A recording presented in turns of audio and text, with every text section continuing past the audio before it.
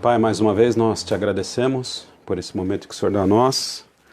Seja conosco, ó Pai Santo, durante esse momento de aprendizado da Tua Palavra, Pai. Que a Tua Palavra possa fazer morada em nosso coração, que podemos ser abençoados, ó Pai Santo, esta noite, assim como o Senhor já tem nos abençoado.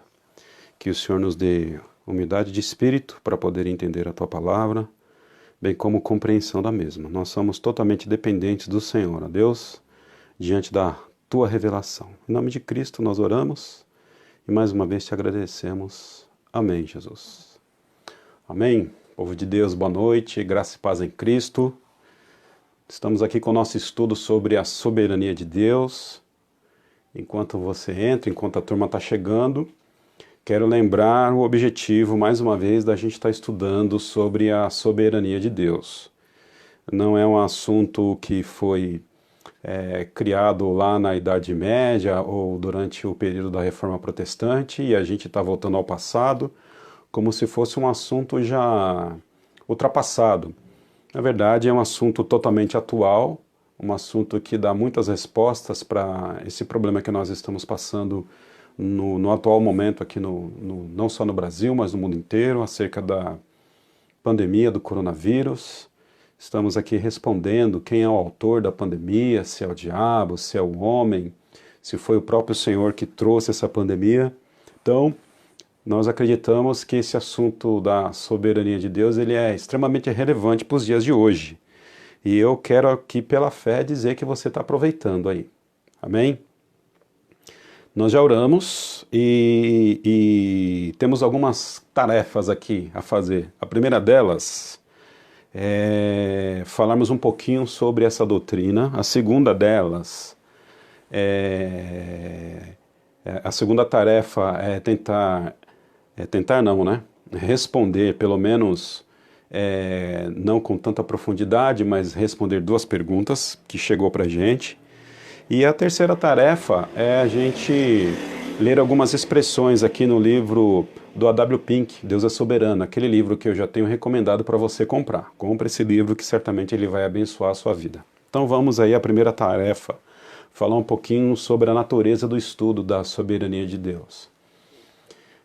Quando você era pequeno, eu acredito, pelo menos a minha geração, né, ela comeu bastante mingau que a mãe fazia, mingau de maisena. E quando se colocava o mingau no prato, a gente sempre esperava o mingau esfriar um pouquinho para a gente começar a comer. Ou então tinha aquela velha técnica da gente comer o mingau mesmo quente, mas começar a comer pelas beiradinhas, né? Para a gente não queimar a boca. Estudar a soberania de Deus é algo parecido a comer um mingau quente. Você tem que ir comendo, que ir estudando a soberania de Deus bem devagarinho, e degustando ela como você degusta um mingau de maisena, comendo pelas beiradas até você chegar no meio para poder matar a sua fome, para poder satisfazer a sua necessidade ou a sua vontade de se alimentar. É natural que durante um estudo desse, que é um estudo que não é fácil, a gente tentar se antecipar em algumas coisas. Então perguntas elas acontecem, perguntas virão, isso é natural e também desejoso, porque a partir das perguntas a gente vai conseguindo também construir um roteiro melhor para o momento que a gente, para o estudo que a gente está trazendo. Então, não se iniba em perguntar, não tenha vergonha em perguntar. A única pergunta estúpida que não pode, a única pergunta estúpida que existe é aquela que não se faz, que a gente guarda para nós. Então, a pergunta de fato ela deve ser feita. Também eu lembro que nem todas as perguntas nós vamos responder no mesmo momento. Por quê? Como eu disse, a soberania de Deus ela deve ser estudada como que a gente comesse um mingau de maisena quente. A gente tem que ir devagar pelas imediações dela até a gente chegar lá no centro, no miolo do mingau quente. Até lá, certamente, a gente tem que passar por um processo. Então, muitas perguntas elas de forma natural vão ser sanadas no decorrer dos nossos estudos. E eu não tenho pressa para terminar os estudos, honestamente não tenho pressa. Indiferente do término da pandemia ou da continuidade dela, a gente vai estar aqui durante a semana continuando esses estudos. E nós só vamos sair daqui das lives a partir do momento que a gente entender que esse assunto ele está exaurido. De alguma forma a gente incentiva os irmãos a permanecerem aí conectados, porque a gente vai terminar com esse negócio aqui qualquer hora dessa. Qualquer hora dessa a gente chega no centro do prato, para que a gente dê a última colherada nesse mingau quente. Mas lembro, vai devagar, ok? Não vá com tanta sede ao pote. E também é importante que você compre o livro do A.W. Pink, que eu tenho recomendado, mas também que termine esses estudos, porque senão, se você parar no meio do caminho, muitas questões vão ficar abertas no seu coração e isso não é saudável. Ainda falando um pouquinho sobre a natureza desse estudo, é importante nós falarmos também que a gente está, de alguma forma, possivelmente desconstruindo algumas crenças que talvez os irmãos, de uma forma geral, carregaram durante suas vidas. Algumas crenças que foram aprendidas, que nós nunca questionamos, ou se questionamos, nós questionamos de forma superficial, enfim. Então, é fato que durante um momento de estudo, algumas crenças, algumas ideias, algumas percepções, elas são desconstruídas. A desconstrução, ela é parte natural de uma linha de ensino, de um método de ensino, enfim. Mas a construção, ela também é fundamental. Então, a nossa ideia aqui não é derrubar a fé de ninguém, a nossa fé aqui não é deixar ninguém em crise, nós não estamos aqui sendo irresponsáveis para poder simplesmente suspender tudo aquilo que se acredita acerca desse tema e não colocar nada no lugar. Na verdade, a gente, de fato, está desconstruindo algumas coisas, algumas questões de crenças, não obstante, ou seja, da mesma forma, a gente vai colocar alguma coisa no lugar naquilo que a gente tirou. Precisamos estar atento a isso. Então, a nossa responsabilidade aqui não é só de desconstruir, mas uma responsabilidade também de construir conhecimento bíblico, ok? Então, fique aí tranquilo, vá devagar, tem muita areia para a gente colocar ainda nesse caminhãozinho. Nós estamos aqui decolando sobre a soberania de Deus, então o voo é longo, mas certamente ele é prazeroso, porque nós estamos aqui tratando sobre a palavra de Deus. Então a minha palavra de incentivo para finalizar esse primeiro momento é que você persevere nos estudos, persevere nas lives, que você mande perguntas, que você tenha o conhecimento de que todas as respostas não vão chegar agora para você. A gente precisa construir algumas coisas para que você tenha a devida resposta. E é isso aí, persevere, tá bom? Que Deus abençoe você. Bom, nesse segundo momento agora a gente vai aqui responder duas perguntas. Na verdade, a primeira pergunta, nós não vamos dar uma resposta completa e fechada nesse momento. Por quê? Ela tem a ver com a soberania de Deus na salvação do homem. E nós vamos ainda tratar sobre soberania de Deus na salvação humana. Agora nós estamos tratando a soberania de Deus e a vontade humana. Nós estamos aqui discutindo a relação entre a vontade do homem e a soberania de Deus. Nós estamos tratando esse assunto nesse estudo. Falamos isso na terça-feira, falamos desse assunto na terça, estamos falando desse assunto hoje, quinta-feira, e na próxima terça também, certamente ainda a gente vai falar sobre a soberania de Deus e a vontade humana. Nós estamos aqui nesse degrau. Depois nós vamos falar sobre a soberania de Deus na salvação. Então esse não é o momento da gente dar respostas conclusivas sobre a soberania de Deus e a salvação, porque a gente vai falar disso especificamente um pouquinho lá na frente, tá bom? Temos aqui a pergunta do Ederson. O Ederson perguntou para a gente acerca de um texto que está em Mateus capítulo 11, de 9 a 12. E eu vou estar lendo aqui com vocês, tá bom? Mateus capítulo 11, de 9 a 12. A palavra do Senhor diz o seguinte, Mateus 11, de 9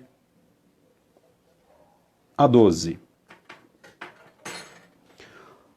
Afinal, o que foram ver? Um profeta? Sim, eu lhes digo, e mais que profeta. Este é aquele a respeito de quem está escrito: enviarei o meu mensageiro à tua frente. Ele preparará o teu caminho diante de ti. Digo-lhes a verdade, entre os nascidos de mulher, ninguém surgiu senão maior do que João Batista. Todavia, o menor no reino dos céus é maior do que ele. Desde os dias de João Batista e até agora, o reino dos céus é tomado à força, e os que usam de força se apoderam dele. Vou ficar aqui só no verso 12, que eu acredito que é o verso que deu origem à pergunta. Desde os dias de João Batista até agora, o reino dos céus é tomado à força. Olha o que Jesus está dizendo, que o reino dos céus é tomado à força, e os que usam de força se apoderam dele. Ou seja, o reino dos céus ele deve ser tomado à força. Para que nós possamos nos apoderar do reino dos céus, nós precisamos exercer força. E aí fica complicado nós falarmos sobre a doutrina da graça, que a salvação é pela graça, em cima de textos como esse, e não só textos como esse, como outros também, que a gente vai analisar aí no futuro. Esse texto, bem como outros textos da Bíblia, são textos de grande dificuldade de interpretação. O que nós precisamos ter em mente é o seguinte, a Bíblia ela jamais pode se contradizer. O máximo que nós podemos dizer é que existem textos na Bíblia que nós, pela nossa teologia, pela construção teológica que nós fazemos, porque quem constrói teologia é o homem, então pela nossa teologia a gente não consegue encaixar todas as peças do quebra-cabeça nesse mesmo plano. Nós não conseguimos, eu acho que a palavra que eu estou buscando é harmonizar. Há uma tentativa na teologia de nós trazermos harmonias em todos os textos bíblicos, mas a gente precisa reconhecer que existem certos textos de grande dificuldade para a gente pensar em harmonia. Está aí uma grande sugestão, uma grande dica para que você faça teologia. Você precisa ser honesto consigo mesmo, honesto com o texto, e não tentar trazer os seus pressupostos, ou seja, aquilo que você acredita, para poder tentar interpretar o texto de acordo com a sua teologia, ok?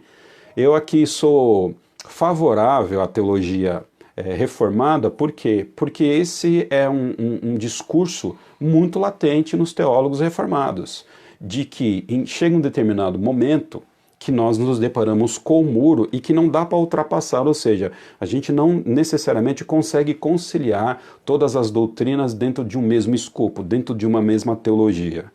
Quem me conhece, ou pelo menos algumas pessoas já ouviram eu falar que eu não gosto muito da teologia sistemática, né?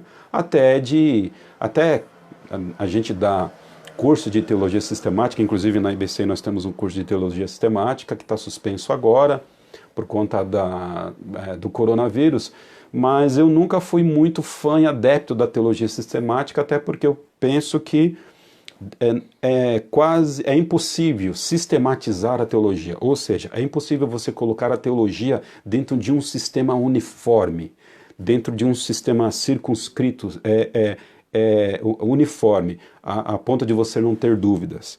Por isso que eu gosto mais da teologia bíblica. A diferença é que na teologia bíblica você olha para o texto e interpreta o texto a partir do texto. Gosto mais. Mas a gente usa teologia sistemática? Claro que usa, é necessário, vamos avançar, mas eu acredito que para o dia a dia da igreja o mais proveitoso é a teologia bíblica. Mas o que eu aqui estou ensaiando para dizer é que esse texto, bem como outros textos que nós temos na Bíblia, são textos que de fato são de grande dificuldade ao nosso entendimento. Por isso, eu quero aqui dizer o seguinte: existem pelo menos 3 ou 4 interpretações desse texto de Mateus capítulo 11, verso de 9 a 12, onde Jesus diz que o reino dos céus, o reino de Deus, ele é tomado à força, aqueles que querem participar desse reino devem se empoderar dele pela força, devem usar a força. E eu vou ficar aqui com uma interpretação que eu acredito que é a interpretação que mais faz sentido ao próprio contexto, não só o contexto, mas a Bíblia de forma geral. O que a gente não pode dizer? Nós não podemos dizer que a salvação ela é uma ação do homem, da vontade do homem, e é o esforço do homem que vai fazer com que ele tenha a salvação. A gente não pode dizer isso, ok? Até porque, se nós pegarmos esse texto de Jesus e dizer que ele está ensinando que a salvação é pela força, a gente precisa fazer com que toda a nossa teologia da graça ou a própria cruz de Cristo ela perca a sua legitimidade. O próprio Jesus está dizendo o seguinte: ele mesmo disse no próprio Evangelho de Mateus que ele iria para a cruz e a salvação era adquirida através da vida dele. Então a gente não pode entender que Jesus está tratando aqui que esse texto ele fala sobre a salvação adquirida pela força em detrimento àquilo que ele ia fazer na cruz. Jesus estaria se contradizendo. E também entender que a contradição nos ensinos de Jesus seria uma dificuldade maior ainda para que a gente pudesse interpretar o texto. Então, baseado em outros textos, eu quero aqui pelo menos dar uma resposta primeira para esse tema sobre Mateus capítulo 11, de 9 a 12, até porque, lembro, é um texto que está falando sobre salvação, e nós vamos falar sobre salvação num outro momento do curso, tá? No outro momento das lives. Então eu só vou aqui dar uma introdução da resposta, mas eu acredito que com essa introdução dá para a gente dormir essa noite. Nós estamos entendendo aqui que Jesus está falando de João Batista. A gente precisa entender aqui que Jesus está falando de João Batista. Quando que Jesus Cristo fala de João Batista? Ele está falando sobre ele aqui. O texto vai dizer que Jesus está fazendo uma referência direta a João Batista. E ele está falando para quem? Ele está falando para aqueles discípulos de João Batista que estavam agora próximo a Jesus. E por que eles estavam próximos a Jesus? Porque João Batista estava preso. João Batista estava o quê? Preso agora. Então perceba que João Batista agora, ele está no momento de sofrimento. Ele está no momento em que ele está exercendo com grande dificuldade a fé que ele tinha. Tá? Então grava essa palavrinha aí, dificuldade. Então João Batista agora, preso, ele exerce extrema dificuldade, ele exerce um exercício dificultoso da operação da sua fé, ok? Vamos pensar nesses termos. E até porque, um pouco mais à frente, a gente vai perceber que João Batista não só estava preso, ou seja, exercendo com grande dificuldade a operação da sua salvação na cadeia, até porque ele não estava só sofrendo preso, mas ele ia ter um sofrimento maior um pouquinho mais à frente quando ele fosse decapitado. Aquele momento em que ele perde a cabeça, ele é degolado, ou melhor, ele é decapitado, né? Ele perde ali a cabeça por conta daquilo que ele havia feito pelo próprio Cristo, por conta da sua pregação.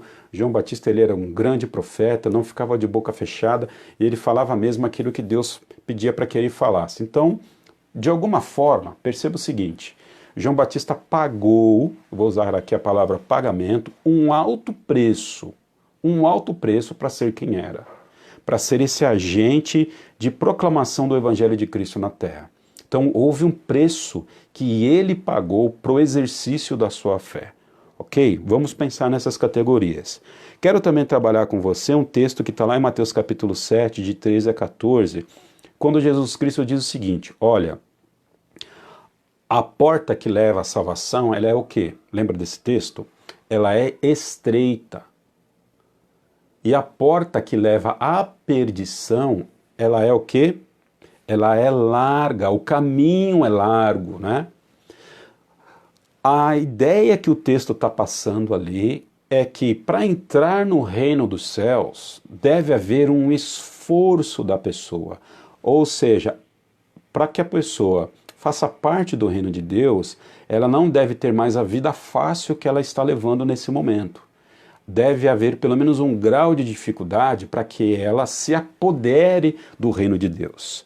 Então, a palavra do Senhor, ela não só nesse texto aqui de Mateus capítulo 11, mas também de Mateus capítulo 7, ela está dando uma indicação de que para ser crente a coisa não é fácil. Perceba, não é fácil. A salvação é pela graça e não há nada que nós possamos fazer para ser salvos. E isso é fato. Mas o texto, ele dá a ideia, e aí é a minha resposta, acredito que minha resposta final, a percepção que eu tenho do texto é que o texto está dizendo o seguinte: olha, dê uma olhada lá em João Batista, porque Jesus está falando de João Batista. Ele está preso nesse momento, está falando para os discípulos de João Batista. Vocês querem vir comigo e talvez pagar o preço que ele está pagando por me seguir? Dá uma olhada. Então, não é fácil entrar no reino dos céus. Você vai precisar exercer força, exercer fé, você tem que perseverar. Então, a ideia que eu tenho do texto é que o texto está apontando para a perseverança dos salvos, para a doutrina da perseverança propriamente dita. Jesus também, ele disse o seguinte, que no mundo tereis o quê? Aflições. Falou isso para quem? Falou isso para os discípulos de Jesus. Olha, vocês serão aflitos. Nos finais dos tempos, Mateus capítulo 24, Jesus está dizendo, vocês serão presos, serão mortos, vocês serão perseguidos, vai haver uma grande provação sobre vocês. Ou seja, não é fácil ser crente. Você se apodera do céu pela força. E essa força, de fato, é uma força que o próprio Jesus concede. É Ele que nos dá a capacidade de resistirmos a esses momentos difíceis para podermos nos manter firmes com Ele. Então, nós também precisamos de lembrar de um outro texto aqui, Hebreus capítulo 11, eu já citei, onde o autor aos Hebreus ele vai falar sobre os heróis da fé. E durante o discurso, durante o texto do autor aos Hebreus, ele vai dizer que muitos heróis da fé, eles morreram como? Cerrados ao meio, muitos foram apedrejados, muitos perderam as suas vidas.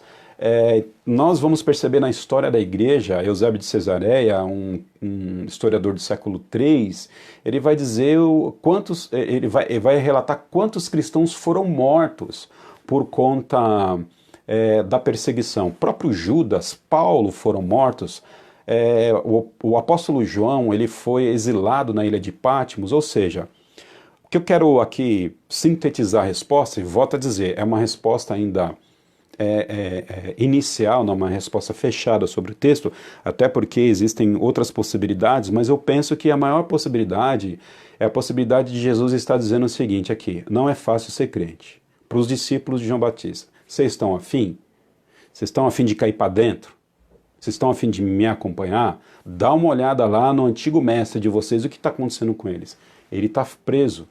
E certamente Jesus sabia que ele seria decapitado, e aí Jesus vai dizer, o reino dos céus não é brincadeira, aqui não é coisa de criança, isso aqui é coisa para gente adulta, né? Aquele que quiser ser meu discípulo, negue a si mesmo e carregue a sua cruz. Ou seja, para entrar no céu, fininho, você entra pela força.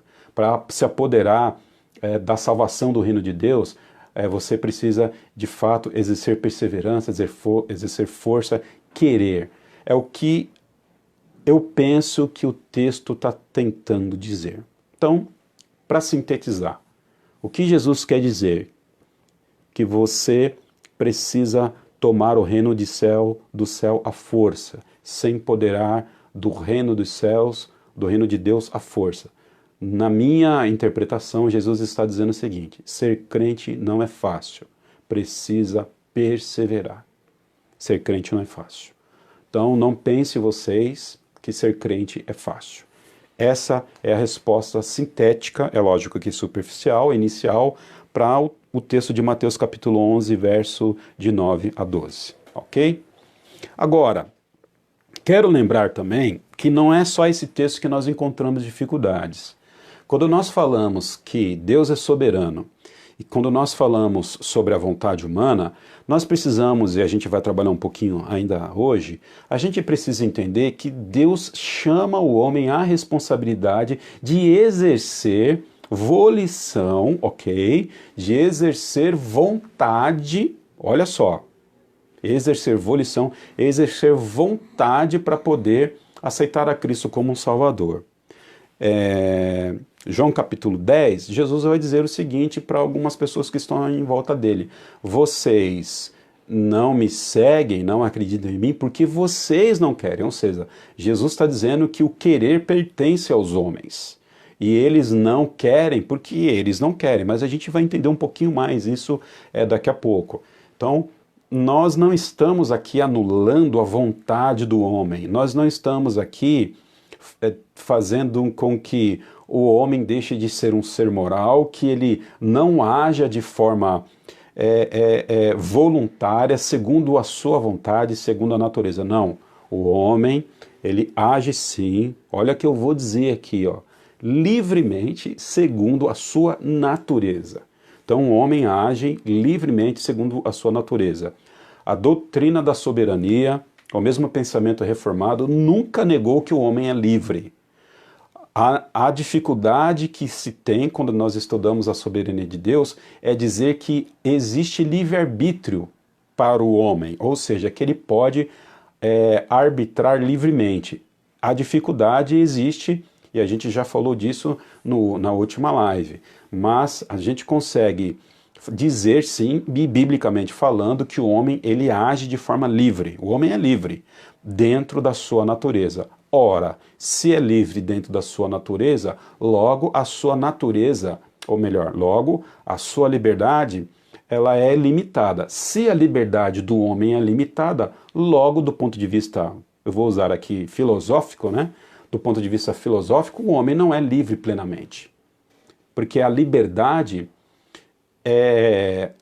intrinsecamente, ela sugere liberdade total. Não existe liberdade limitada. Não existe graus de liberdade. Ou você é livre ou você não é livre. Então, nesse aspecto, o pensamento reformado, a teologia reformada, ela adota mais a expressão livre agência do que livre arbítrio. Ou seja, o homem lá age livremente conforme a sua natureza. Assim como o boi tem livre agência, o homem tem livre agência. Assim como o boi é livre para comer lá o seu capim, o homem é livre para comer o seu churrasco. Cada um escolhe o seu alimento de acordo com a liberdade que tem a partir da sua natureza. Ok? Eu acredito que eu respondi Mateus 11, de 9 a 12. Lembrando que a Nicéia está ali, está atenta às suas perguntas e aos seus pedidos de oração. E se você desejar fazer alguma pergunta, colocar aí seu pedido de oração nos comentários, fique à vontade para fazer, tá bom? Deus abençoe você. Sigamos aí. Aí a Fabi trouxe uma segunda pergunta. E essa segunda pergunta está relacionada a Tiago capítulo 1. E essa pergunta, inclusive, vai me ajudar a estender um pouco mais aquele conceito de Jó sobre tentação ou provação. Deus mandou o diabo tentar Jó, ou Deus mandou o diabo provar Jó? Vamos falar mais um pouquinho sobre isso hoje. Estou aqui em Tiago, capítulo... Meu bem, você fica de olho no horário aí para mim, tá? 38. 38 já? 40 minutos só para iniciar? Tá bom, vamos lá. Tiago, capítulo 1. O texto aqui que a Fabi questionou, né, ou enfim, perguntou, está aqui em Tiago, capítulo 1. Onde está aqui? Ok. Verso 13. Ou melhor, verso 12, eu vou ler a partir do verso 12, Tiago 1, 12 e 13. Feliz é o homem que persevera na provação, porque depois de aprovado, receberá a coroa da vida, que Deus prometeu aos que o amam. Verso 13, Tiago 1, 13. Quando alguém for tentado, jamais deverá dizer, estou sendo tentado por Deus, pois Deus não pode ser tentado pelo homem e a ninguém tenta. E aí, olha só que interessante. Lá no livro de 1 Samuel, capítulo 18, verso 10, e também no livro de 1 Samuel, capítulo 19, verso 9, nós vamos ver Deus enviando, ou seja, que um espírito mau, ele começou a atormentar ali Saul, e esse espírito mau, ele era enviado pelo Senhor. Então, peraí, como é que... E aí que vem a questão, né? Como é que Deus não tenta ninguém se ele está mandando um espírito mau poder atormentar ali Saul? E agora, como é que a gente fica com essa questão? Vamos trabalhar um pouquinho isso aqui então. Olha que interessante, nós sempre ouvimos dizer que Deus ele não tenta ninguém e que Deus só prova. Ok. Deus não tenta ninguém e Deus não tenta ninguém, Deus só prova. E a tentação, ela é do diabo. Vamos ver o que o texto fala aqui mais uma vez, para que a gente entenda aquilo que sempre a gente ouviu e o que a Bíblia fala, né? Vamos lá, verso 12. Feliz é o homem que persevera na provação, porque depois de aprovado, aqui a palavra provação é uma palavra grega no original, e a palavra aqui é peipasmos, provação. Então olha o que Tiago está dizendo, verso 12. Feliz é o homem que persevera na provação, no peipasmos, provação. Estou usando aqui a palavra grega para ilustrar. Feliz é o homem que persevera na provação. Feliz é o homem que persevera no peipasmos, porque depois de aprovado, receberá a coroa da vida eterna, que Deus prometeu aos que o amam. Boa, até aí tranquilo, né? Olha lá no verso 13, olha que interessante. Quando alguém for tentado, quando alguém for peipasmos, a mesma palavra para provação lá em cima no verso 12, no original grego é a mesma palavra aqui no verso 13. Então, Tiago está, quando o autor... o intérprete português, ele está trazendo isso para a nossa língua, ele está usando a mesma palavra em grego com duas interpretações na nossa língua diferente. Espera aí que eu vou chegar lá, ok? Então, peipasmos significa provação na Bíblia, e peipasmos significa também tentação. Então é uma palavra que ela é usada para experimentar, testar, provar, tentar. Peipasmos. Tentar, experimentar, provar, dentre outras traduções possíveis. A questão é que, quando nós olhamos essa palavra na Bíblia, tentação e provação, principalmente no Novo Testamento, nós precisamos ler essas palavras conforme o contexto em que elas estão inseridas. Então, é o contexto que vai dizer para a gente como que a gente deve interpretar essa palavra para o português. Porque essa palavra, ela pode ter várias traduções. Então, eu posso traduzir peipasmos como experimentar, testar, provar, dentre outras palavras possíveis, mas qual é a palavra que eu vou usar no português? O contexto, ou seja, aquilo que o capítulo 1 está dizendo para nós, de uma forma geral, é que vai definir a palavra que eu vou utilizar, ok? Mas o conceito aqui, basicamente, é aquele que a gente já conhece. A provação, ela tem um único objetivo. E a provação, de fato, ela vem do Senhor. Agora, a tentação, qual é a origem da tentação? Vamos ver a origem da tentação lá.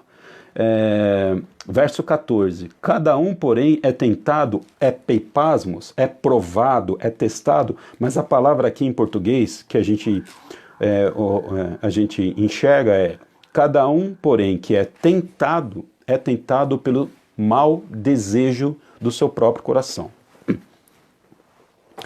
As tentações, elas têm um único... as tentações, na perspectiva, quando a gente diferencia provação e tentação, quando nós pensamos na diferenciação do objetivo, tanto da tentação, do objetivo da provação, nós vamos ver que a aprovação ela tem um objetivo de fazer com que a pessoa cresça no Senhor, e a tentação ela tem um objetivo de fazer com que a pessoa peque. A gente precisa entender também que ser tentado não é pecar.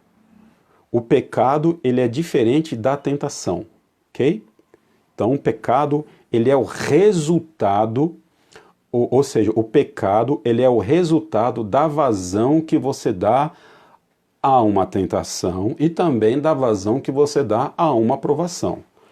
Quando nós pensamos em Jó, quando Deus manda Jó ir lá, aí olha só, olha a semântica. E não me chame de herege até a gente terminar todas essas lives e todos esses estudos, tá bom? Então tenha paciência comigo e não me chame de herege ainda, tá? Não me denuncie ainda como herege. Quando Deus manda o diabo lá atormentar a vida de Jó, eu não quero usar agora a palavra aqui tentação e provação, para a gente construir isso. Quem que faz isso? A ação é de quem? De enviar. A ação é de Deus. Mas quem que provou? Eu vou usar aqui a palavra aprovação. Quem que provou? Foi Deus ou foi o diabo o instrumento da aprovação? Qual foi o instrumento da aprovação? Foi quem? O próprio diabo. E também a gente não pode aqui negligenciar que podemos também, sabendo usar, qual foi o instrumento da tentação de Jó? O próprio diabo. Até porque a palavra aqui em Tiago, ela dá para nós provação e tentação como uma única palavra, que é o peipasmos. Ou seja, quem peipasmos lá Jó? Ou seja, quem tentou ou quem provou. O instrumento, de fato, foi quem? Foi o diabo. Agora, a origem disso estava com quem? Com Deus. Agora, o que eu quero dizer aqui para você? A proposta de Deus, o que Deus queria, na verdade? A proposta de Deus ali não necessariamente era ensinar nada para Jó. Até Jó, ele recebeu muito ensinamento sobre aquele seu momento de provação, sobre aquele seu momento de tentação, sobre aquele seu momento de peipasmos. Jó cresceu como homem. A proposta não foi necessariamente esta, pelo menos o que a gente olha no capítulo 1 de Jó. A proposta foi Deus mostrar para o diabo que ele é soberano. Porque o diabo disse para Deus o seguinte: eu estou vindo lá do meu quintal, da onde eu mando, e você manda aqui no seu quintal, eu mando no meu. E Deus falou negativo. Então vai lá e faz o que você quiser com Jó, menos toca na sua vida, para você ver quem que manda nesse negócio aqui. Então, na verdade, Deus estava dando um cala-boca no diabo. E é lógico que Jó, ele entra como autor aí para poder ter os ensinamentos de Deus. Agora, quando nós pensamos, e a partir do texto de Hebreus, que Deus não tenta ninguém, nós precisamos entender que a proposta dos sofrimentos que Deus envia para o homem, essa proposta, ela tem o objetivo, olha só, não, vou melhorar aqui, deixa eu formular melhor aqui o pensamento para não falar nenhuma bobagem. Quando nós olhamos o autor de Tiago escrevendo, o que o autor de Tiago está dizendo? O autor de Tiago está dizendo o seguinte: olha, o peipasmos, os testes, os experimentos, as provações, as tentações que chegam até você, elas podem resultar em pecado. tá bom? Saibam disso. Mas quando resultar em pecado, saiba de uma coisa, não coloque a culpa em Deus. Não coloque a culpa no Senhor. Você peca porque você é pecador, porque você gosta e porque você decidiu pecar segundo a sua vontade de pecar. Então, toda vez que sobrevier para você uma experiência dolorosa na vida, porque a palavra no grego de provação e tentação também pode ser experiência, toda vez que vier uma experiência sobre você, e essa experiência ou um teste sobre você, você não diga que o resultado desse teste, se não der certo, ou seja, que o pecado que esse teste originou, esse é o pecado, ele deve trazer responsabilidade para o Senhor. Esse pecado é seu. Por quê? Vocês caem em suas próprias... Cadê o texto aqui? Deixa eu ler aqui o texto. Vamos lá. Cada um, porém, é tentado pelo próprio mau desejo. Cada um é experimentado, cada um é provado. Ele está usando a mesma palavra para vários significados aqui. Então, cada um ele é provado, ele é tentado. No caso aqui do verso 14, cada um, porém, que é tentado, essa eu creio que seria a melhor tradução. Cada um, porém, que é experimentado e cai dentro dessa experiência, saiba que cai segundo a natureza do seu próprio coração. Ok? Para que a gente sintetize e resuma isso. O que Tiago está dizendo é o seguinte, que a proposta de Deus nunca é fazer com que o homem crente, o homem santo, a proposta de Deus nunca é fazer com que o homem crente, que é o homem santo, aquela pessoa que ele escolheu, lembrando que Tiago aqui está falando para crente, ok? A proposta aqui é dizer o seguinte, olha, as provações que porventura, as experiências, os experimentos que porventura vierem do Senhor, eles não vêm com o objetivo de fazerem vocês pecar. Então, o objetivo do Senhor não é fazer vocês pecar. Mas se vocês pecarem, mesmo esse peipasmos vindo do Senhor, mesmo esses testes vindo do Senhor, se vocês pecarem ou se vocês não cumprirem o papel, vocês não podem colocar a culpa no Senhor, porque o Senhor dá para vocês aquilo que vocês podem suportar e que vocês podem fazer. Então não coloque culpa no Senhor se porventura Ele trouxer um teste para vocês e vocês não derem conta do recado. Quando vocês pecarem diante desse teste, saiba que a responsabilidade é totalmente de vocês. Vamos lá. Vamos pegar aqui... Sim, meu bem? Falta 10? Tá bom. Vamos pegar aqui Abraão, né? O que Abraão deu a Deus ali? Abraão, ou melhor, o que Deus deu a Abraão ali? Abraão, ele recebeu do Senhor um teste e de matar lá Isaac. Abraão podia ter recusado? Podia ter recusado. Abraão podia ter pecado? Claro que podia ter pecado. O que era pecar para Abraão ali naquele momento, daquele teste? Pecar para Abraão era não levar o seu filho até o monte de Moriá para poder sacrificar. A proposta de Deus era fazer com que Abraão pecasse? Ele caísse? Não. Mas se porventura Abraão caísse, certamente ele não poderia responsabilizar a Deus pela sua queda, pelo seu pecado, porque a proposta de Deus não era aquela. Ok? Deus, ele traz os seus testes para nós, ele traz os seus peipasmos para nós, porém, quando nós caímos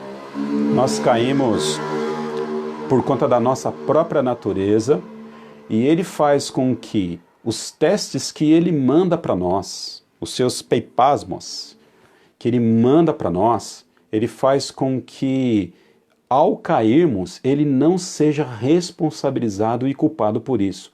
Na verdade, é o homem que é responsabilizado e culpado por isso. Aí você pode dizer o seguinte, então Deus é espertinho, né? Deus manda para nós lá os seus peipasmos. Eu estou aqui usando a palavra peipasmos, lembrando daquilo que a gente já falou, dos seus significados, né? Dos seus testes, enfim. Então Deus manda seus peipasmos para nós, só que se a gente não conseguir segurar essa bronca que Deus está mandando, a culpa é nossa? É. Deus é espertinho, a gente pode pensar, né? Não, Deus não é espertinho.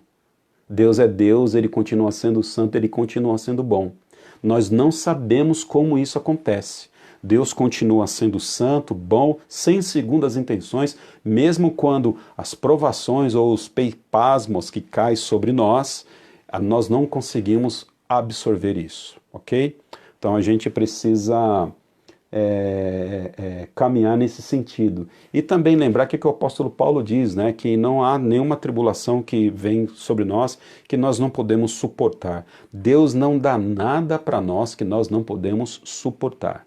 Os seus peipasmos, os seus testes, né? Então a gente precisa lembrar aqui, eu estou tomando muito cuidado para não dizer para você que Deus tenta as pessoas, porque eu sei que isso pode chocar, né? Mas os testes de Deus, a gente precisa lembrar que tentação é uma derivação da palavra teste. É difícil fugir disso, né? Mas os testes de Deus, as suas provações, as experiências que Ele promove em nós, elas são suportáveis. Elas são suportáveis, ok? Agora, quando a gente olha para Saul, nós precisamos entender o seguinte, tá? O que tudo isso tem a ver com Saul? Nós precisamos entender o seguinte, lá em Juízes capítulo 9, verso 23, a gente vê Abimeleque e os cidadãos de Siquém sendo atormentados, apurrinhados, recebendo flagelos lá de demônios, e da parte do Senhor, Deus que mandou lá, não tem jeito, não dá para fugir da Bíblia. Aqui também no primeiro livro de Samuel, capítulo 18, verso 10, 19, 9, a gente vê Saul ali também sendo atormentado por um espírito maligno. E da parte de quem? Da parte de Deus. Eu penso que tanto o exemplo de Abimeleque, aqui em Juízes 9, 23, como o exemplo de Saul, ele não pode ser entendido dentro do mesmo contexto de Tiago. Na verdade, ali Deus não está enviando um peipasmos, um teste, uma provação. Deus está ali, na verdade, enviando o seu juízo sobre essas pessoas, porque eram pessoas que não tinham parte com ele.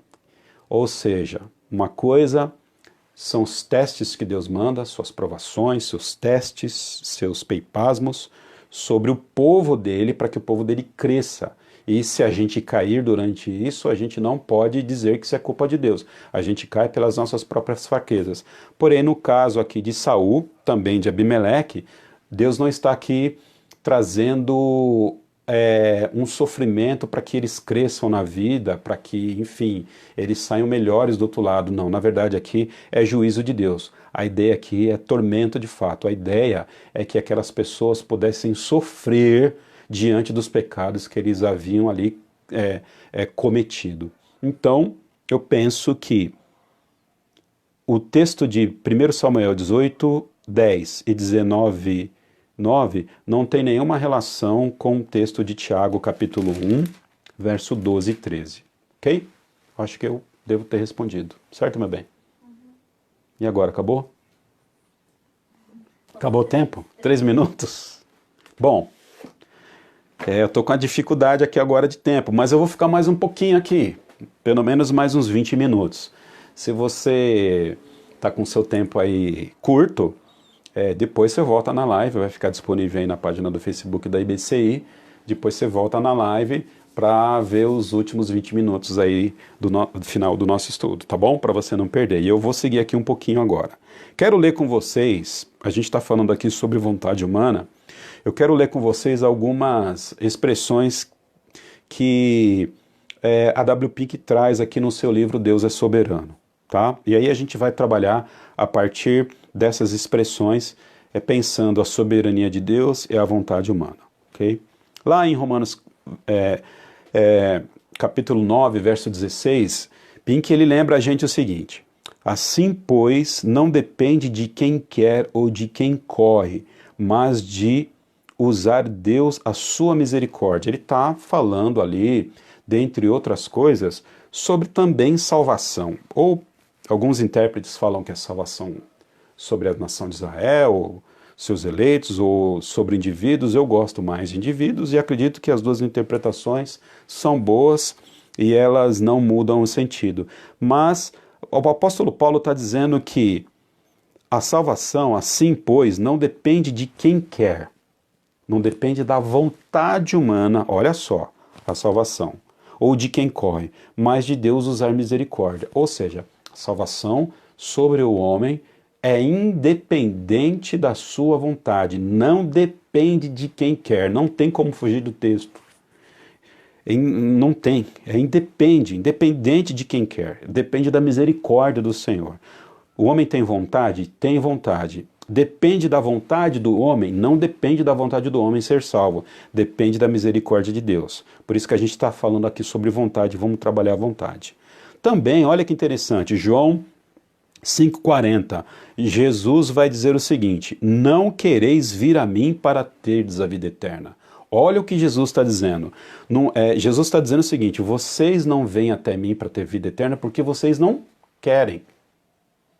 Jesus está dizendo que os judeus, aquelas pessoas que estavam perseguindo ele, não vinham para ele para ter salvação, porque os judeus eles não queriam, não exerciam vontade de ir até a salvação de Jesus. De um outro lado, a palavra de Deus em Romanos 9,16 está dizendo o seguinte: não depende dos homens quererem. E aqui Jesus está dizendo, depende de vocês quererem. Como vocês não querem, vocês não vêm a mim. E aí, a Bíblia é contraditória? Não. Vamos avançar mais um pouquinho, né? O mesmo João, no capítulo 1, verso 12 e 13, vai dizer o seguinte: mas todos quantos o receberam, deu-lhes o poder de serem chamados filhos de Deus. Em um momento, as Escrituras, elas vão dizer que o homem precisa exercer vontade, vou ser redundante aqui, vontade volitiva, ou seja, o homem precisa querer e desejar a salvação. De outro lado, a palavra de Deus está dizendo que não depende da vontade desses homens para poder adquirir a salvação. Aí é importante agora a gente entender o que é vontade, para que a gente possa interpretar esses textos. Precisamos entender o que é a vontade humana, porque se a gente não entender o que é vontade humana, certamente a gente ou entra em parafuso, ou a gente vai acreditar que a Bíblia ela é contraditória. A gente precisa entender o que significa a vontade, para que a gente entenda que esses textos, na verdade, eles não se contradizem, muito pelo contrário, e um colabora com o outro. Por incrível que pareça, esses textos estão dizendo a mesma coisa. A grande questão é a gente entender o que significa vontade dentro da natureza humana e dentro da Bíblia, daquilo que ela coloca para nós, né?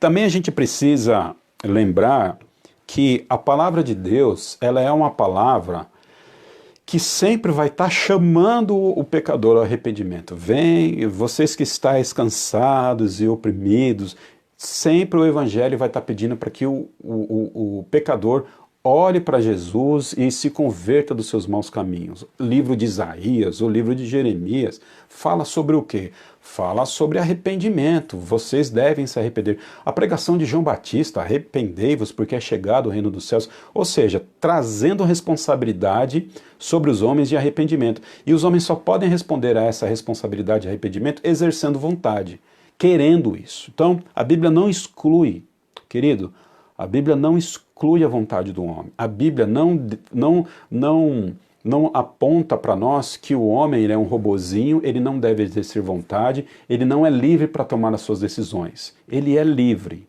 para tomar as suas decisões, dentro do conceito de liberdade que a gente falou. A liberdade circunscrita à sua natureza. O homem ele é responsável por tomar as suas decisões. A Bíblia não exclui isso. A grande questão é que chega em determinados momentos que a gente não consegue conciliar, ou seja, sistematizar essas duas verdades. Penso que são dois aspectos da mesma verdade que Deus coloca para nós. Mas se nós entendermos o que significa vontade humana, certamente a gente vai ter aí uma chave de interpretação, uma chave hermenêutica, para que a gente possa entender o que significa dizer que Deus é soberano e que o homem é responsável. O segredo, o mistério, como diz os nossos irmãos aí, né, mais avivados, o mistério está em entender o que significa vontade humana. E aí a gente vai trabalhar um pouquinho aqui. A Nicé já falou que eu perdi meu tempo, agora mais uns 15 minutinhos a gente segue aí. Tem pergunta aí, meu bem? Não. Então, amém, pessoal. O povo já sabe tudo, né? Ok.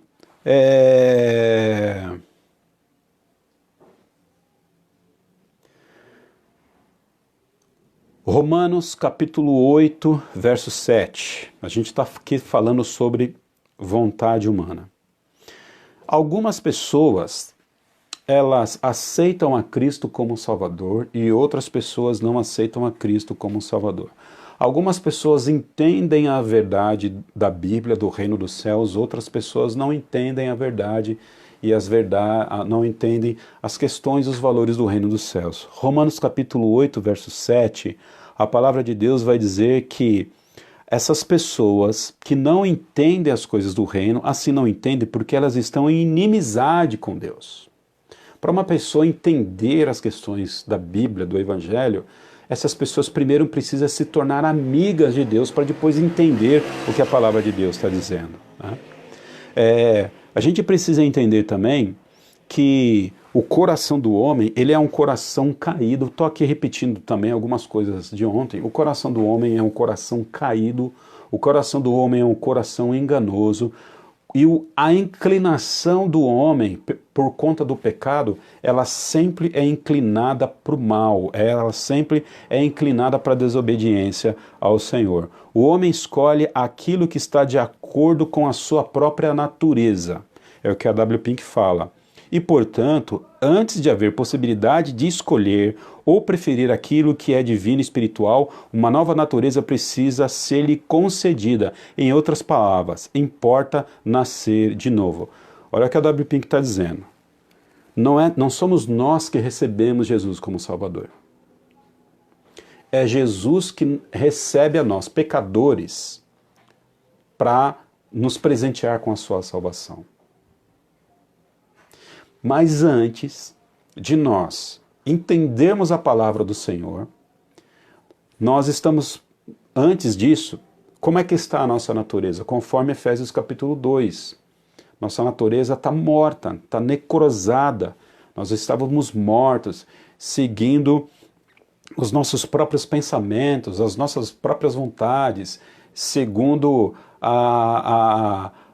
esse sistema de pecado do mundo. Nós éramos inimigos de Deus, nós éramos filhos da ira, nós não tínhamos a consciência que esse Deus existia, tampouco nós não tínhamos nem consciência que de fato nós éramos mortos, porque morto não consegue fazer um autoatestado de óbito. Então, antes de nós recebermos Cristo como Salvador, ou melhor, antes de Jesus Cristo nos receber como Salvador, nós éramos mortos. Agora, nós também lemos lá em 1 Coríntios, capítulo 1, não me recordo aqui o verso, só me engano, o verso 13, o apóstolo Paulo está dizendo, a gente já citou isso aqui também, que as coisas espirituais elas se discernem espiritualmente. Então, só pode responder positivamente a um chamado de Jesus quem é vivo. E aí, queridos, olha só, um descrente, uma pessoa que não tem o Espírito Santo de Deus, jamais ela vai poder levantar a mãozinha e dizer, eu aceito, Senhor, o Senhor como meu Salvador. Antes dela levantar a mãozinha e antes dela dizer, eu aceito, significa que o Espírito Santo de Deus já habitou no coração dela primeiro. Ou seja, Deus já foi lá e mudou a sua natureza caída que ela estava, porque ela não podia ouvir. Imagina, um surdo não pode ouvir, certo? Ou pelo menos essa linguagem verbal, falada. Um surdo não pode ouvir.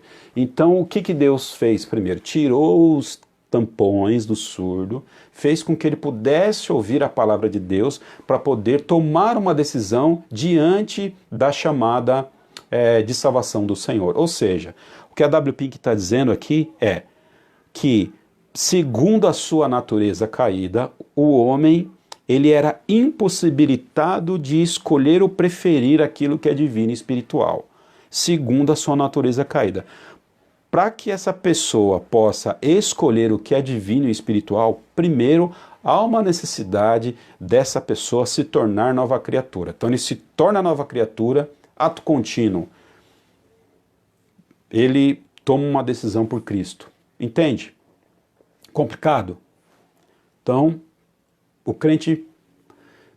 o novo crente, ele não aceita Jesus para ser regenerado. O novo crente, ele é regenerado para poder aceitar a Jesus. Há uma necessidade da natureza dele, que é uma natureza morta, ser primeiro uma natureza vivificada em Cristo para que ele tome decisões a favor de Jesus. Morto não escuta, morto não enxerga, morto não exerce os seus sentidos. Primeiro Jesus precisa dar sentido, o Espírito Santo precisa dar sentidos a esse morto, vivificar esse morto, para que ele possa optar pelas questões espirituais, para preferir aquilo que é espiritual.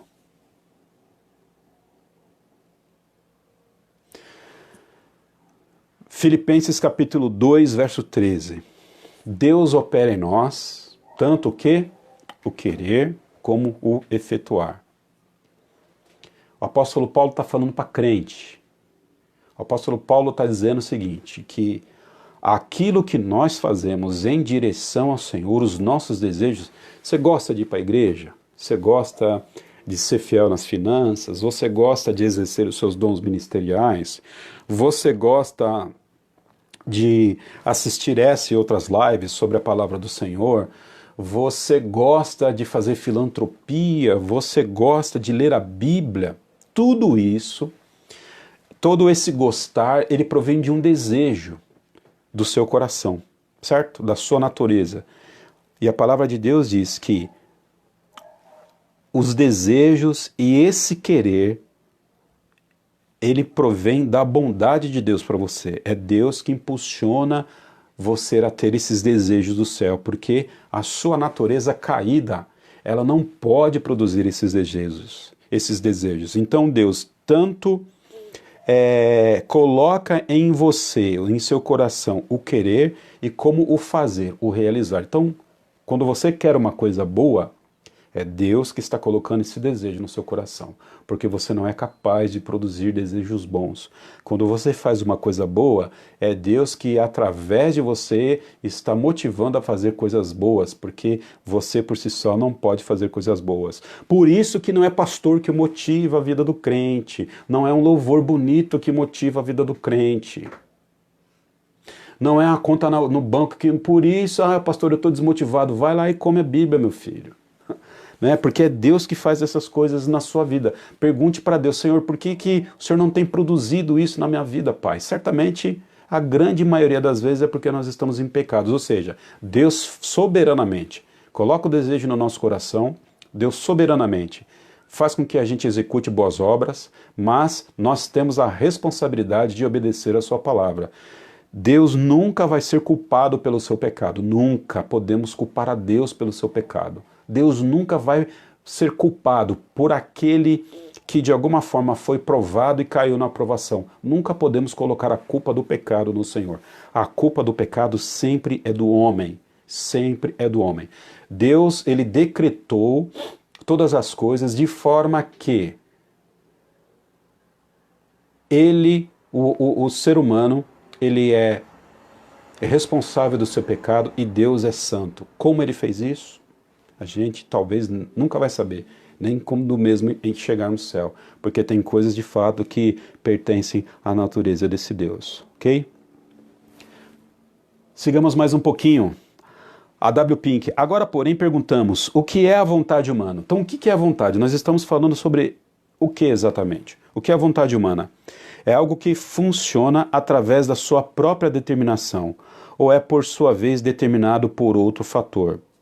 É sobre a vontade, ela é soberana ou ela é serva? Então, a vontade, ela determina a si própria, ou existem outros fatores externos que determinam a vontade humana? Eu já me estendi bastante, então nós vamos voltar com esse tema na terça-feira que vem sobre vontade humana ainda. Mas eu já quero aqui dar uma abertura daquilo que a gente vai falar na próxima terça-feira. Pense da seguinte forma: nós temos desejos, né? Nós temos vontade e nós agimos. Primeiro, lá no final da ponta, nós temos o quê? A ação. Ok? Nós temos a ação. Aqui no meio nós temos a vontade. Mas antes da vontade, existem outros elementos que determinam a nossa vontade. A vontade é um elemento transitório entre os elementos iniciais da vontade e as ações que essa vontade provoca. Então nós temos lá, vou dar aqui um exemplo desse negócio esquisito que eu acabei de falar, né? Desse negócio complicado, que às vezes eu reconheço que é complicado. Vamos pensar um seguinte. Um homem, um pastor, tá no domingo à tarde na sua casa e ele tá lá com o sermãozinho dele prontinho para poder pregar à noite. E ele tem que fazer uma visita à tarde para uma viúva que acabou de perder lá enfim, o seu cônjuge. E aí ele tem as duas coisas programadas: fazer uma visita para a pessoa enlutada e também pregar à noite. E ele tem a agenda para as duas coisas. E ele, de repente, tem uma forte dor de cabeça. Ele tem uma dor de cabeça. Ele tem uma dor de cabeça e ele chega à seguinte conclusão: se eu visitar a viúva, eu corro o risco de piorar a minha situação de saúde e não pregar à noite. Se eu pregar à noite, olha só o que está acontecendo. Eu vou deixar a viúva chateada e então, enfim, o que eu vou fazer? E aí ele vai precisar tomar o quê? Uma decisão, ok? A gente está olhando lá no finalzinho da flecha. Ele está conjecturando o que ele vai fazer. Ele precisa tomar uma decisão. A decisão é o último passo do processo. Só que antes da decisão tem que haver ali o quê? Uma vontade dele. Só que antes dele agir, tem que ter uma vontade para ele poder agir. E aí ele chega à seguinte conclusão: bom, eu vou pregar à noite porque eu não posso deixar a igreja descoberta na pregação, e vou ligar para a viúva para que eu faça a visita para ela amanhã. E resolvido o problema. A pergunta que eu te faço: o que gerou, aí a partir disso, ele vai tomar a sua atitude. O que gerou a tomada de decisão dele? Ok? Ele tinha vontade de fazer as duas coisas, mas ele precisou deixar uma vontade para poder o quê? Prevalecer a vontade maior. Então, ele exerceu vontade. Então, a vontade dele era pregar à noite e depois visitar a viúva na segunda-feira. O que motivou o exercício da sua vontade? O que motivou o seu querer?